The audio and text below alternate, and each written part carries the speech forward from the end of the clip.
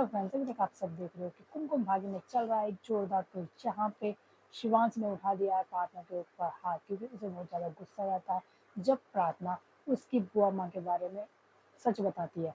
और वो अपनी बुआ माँ पर इतना ज़्यादा भरोसा करता है कि वो उनके खिलाफ बिल्कुल कुछ सुन नहीं सकता किसी से भी। इसीलिए जब प्रार्थना बुआ माँ का सच बताती है कि उन्होंने कैसे प्रार्थना को खुद को उसे घर से शिवांश से दूर जाने के लिए कहा और कैसे उसे घर से निकाला।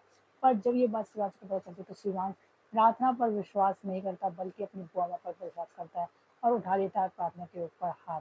वहीं पर दूसरी ओर जब ये सब चीज़ें हो रही होती हैं, जब जन्माष्टमी की पूजा हो रही होती है घर में, तभी शिवांश की बुआ माँ और सोनालिका चलने वाली हैं एक फिर से बहुत बड़ी चाल, जिससे कि वो प्रार्थना को फिर से सबकी नज़रों में बुरा साबित कर देंगे और सबको प्रार्थना को गिरा देंगे। होता कुछ ऐसा है कि जब प्रार्थना पूजा की पूरी तैयारी कर रही होगी जन्माष्टमी की, वहीं पर अब वो प्लानिंग कर रही हैं बुआ माँ कि वो जो किशन जी का झूला सब लोग झुलाएंगे धीरे धीरे करके। वहीं पर जब शिवांश की बारी आएगी तो वो उस झूले के स्क्रू लूज कर देंगे ताकि वो झूला गिर जाए। और फिर अगर ये सब चीज़ें होंगी शिवांश के साथ तो शिवांश को बहुत ज़्यादा गुस्सा आएगा, और शिवांश को पहले से ही पता है कि आज की तैयारी प्रार्थना ने की है, तो वो इन सब चीज़ों का सारा जिम्मेदार प्रार्थना को समझेगा और प्रार्थना को बहुत सुनाएगा। और सच में होने भी वाला ही है कुछ ऐसा ही।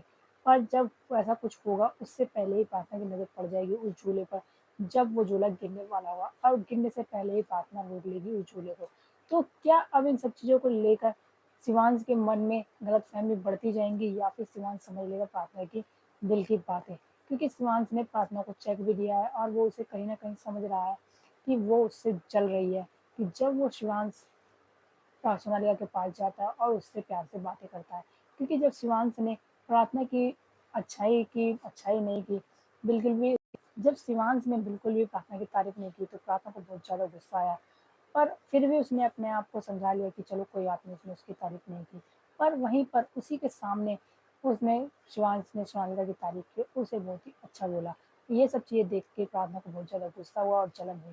तभी वो जाके अपनी बहन को बताती है ये सारी बातें, और तभी उसकी बहन समझाती है कि दी, आपको अपने आप को समझाना होगा और सँभालना होगा, क्योंकि अगर ये बात शिवांश जीजू तक पहुँच गई कि आप उनसे बहुत ज़्यादा प्यार करते हो और उनसे जलने लगे हो, कि अगर वो किसी और से बातें करते हैं और किसी और को अच्छा बोलते हैं, तो उन्हें पता चल जाएगा कि आप सिर्फ़ और सिर्फ़ यहाँ पर उन्हें पाने के लिए आए हो, ना कि उनके पैसे। और वहीं पर अब प्रार्थना भी करने वाली है सेम अपनी बहन की बातों को मानकर, क्योंकि जब शिवांश बोलता है कि तुम्हें, मुझे लगता है कि तुम मुझसे जल रही हो जब मैं सोनालिका से प्यार से बातें करता हूँ, इसलिए तुम जलो मत। तो प्रार्थना बोल देती है कि मैं जलती नहीं हूँ, ना मैं गुस्सा हूँ तुमसे, मैं क्यों गुस्सा होंगी। तो और शिवांश ने गुस्से में उसे चेक भी दे दिया और बोल दिया है साफ-साफ कि मैंने 1 हफ्ते का टाइम दे दो तुम बस मुझे, और तुम इस चेक को 1 हफ्ते के बाद अपने अकाउंट में डाल सकती हो और ये विथड्रॉ भी हो जाएगा। पर प्रार्थना इस बात को मानने से बिल्कुल इनकार कर देती थी, क्या पता तुमने मुझे 1 हफ्ते का टाइम इसलिए दिया है कि मैं इस घर से भी चली जाऊँ और मुझे तुम पैसे भी ना दो। क्योंकि मैं समझती हूँ पैसे के मामले में कोई किसी का अपना नहीं होता। ना बाप, ना भैया, सबसे बड़ा रुपया। होता भी कुछ ऐसा ही है। वहीं पर ये सब चीज़ें देखते हुए प्रार्थना साफ मना कर देती है कि मैं इस घर से पैसे लेके ही जाऊँगी। बिना पैसे लिए मैं इस घर से कहीं नहीं जाऊँगी।